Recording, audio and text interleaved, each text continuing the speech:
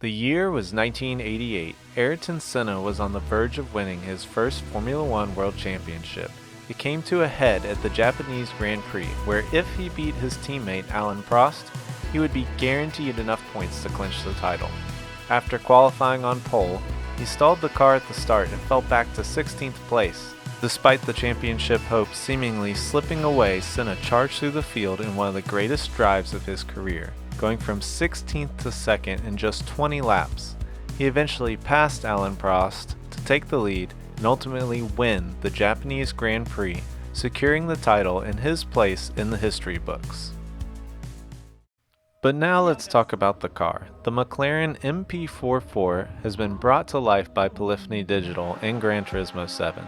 So now we have an opportunity to at least simulate a little bit of what this car was. But how accurate is the representation? Well, I've decided to test this myself using as much information as I could gather about the car and archival footage from the races. Comparing what was available, I settled on replicating Senna's pole lap from the 1988 season at Suzuka, a 141.853. So let's dive in. The MP4 had nearly 700 horsepower and weighed only 1,190 pounds. GT7 has these numbers listed accurately, but let's ensure we are representing real life. First, we need a livery, and the community has delivered. Thanks to Maranello 917, we have this authentic 1988 Marlboro McLaren livery. We also need to add a high downforce wing for Suzuka, as it's a high downforce track. Now let's get the right helmet. Desmundo23 has made this amazing helmet design in Senna's Brazilian colors, and Punpun1109 has recreated Senna's driver's suit. Thank you for sharing these with the community. Now we are ready to hit the track and channel our inner Senna.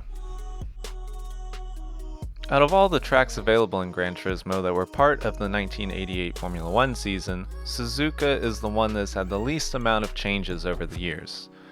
First, the end of the S curves and the Dunlop curve were both slightly tightened to add additional runoff on the outside of the corners.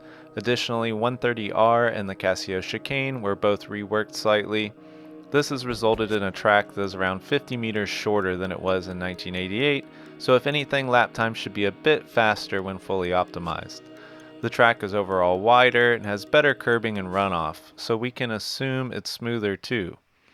All these factors should make a fast lap a bit easier to pull off. When selecting the track, you'll need to pay attention to Gran Turismo's wind mechanic, which is set at random. With a car that is generating so much downforce on this circuit, it plays a huge factor in performance. If the wind is creating a headwind on the straights and a tailwind through the S's, just exit and retry until you see more favorable winds. You're looking for a headwind into the S's and Dunlop corners with more of a tailwind on the straights. This will have a big factor on lap times and impact your consistency if you don't pay attention to it. Now on the tuning. Here in my setup you can see I'm using the racing softs and no tire or fuel wear. Going into the setup sheet, you can pause and record settings, but it's mostly just differential and camber changes. I added the racing transmission to set final drive ratio to 410 gears, which looks close to what they ran in the MP4 during the 1989 race, judging from the onboards. For downforce, I have the front set to max at 1100 pounds and the rear set to max at 1900 pounds. You'll need the high downforce wing selected to increase the max downforce above stock. To account for the driver and fuel, we need to add ballast. Senna weighed around 76 kilos, so we need to add that for the total weight. And for qualifying, instead of running fuel burn, I've elected to add another 7 kilos to represent a few laps of fuel in the car. And with that, we're ready to start practicing for the lap. Here you can see a few of my early attempts. Miss your braking point just slightly or carry a bit too much speed into the corner and you will quickly run out of track. And touch the throttle just a little too early or aggressively coming out of the hairpin and the car will bite you. But after learning the car's temperament and how to trust the aerodynamics, I eventually got to grips with it. Using Senna's 89 pole onboard lap, I was able to compare the cornering speeds and see if I was on target.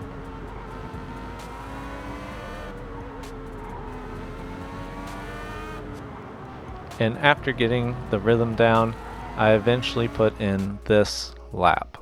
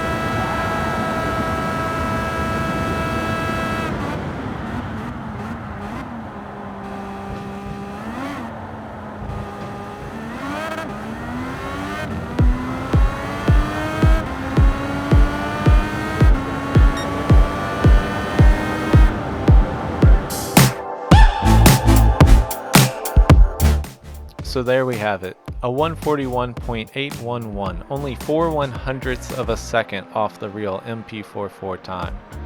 Obviously, I have a lot easier time with no G-forces, unlimited resets, ABS, and no risk to life.